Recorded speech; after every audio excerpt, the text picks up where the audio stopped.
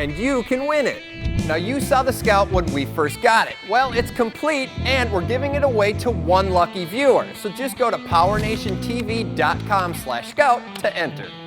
Scout is rocking DNC spring over conversion kit, fully built axles, 456 gears, and Detroit lockers front and rear, Atlas transfer case, and BF Goodrich tires all the way around. And under the hood is the mellow and mild 5.3-liter built by Engine Power. It's topped with the Atomic LS EFI and an Atomic Air Force intake. And that's all backed by a TCI Turbo 400 transmission.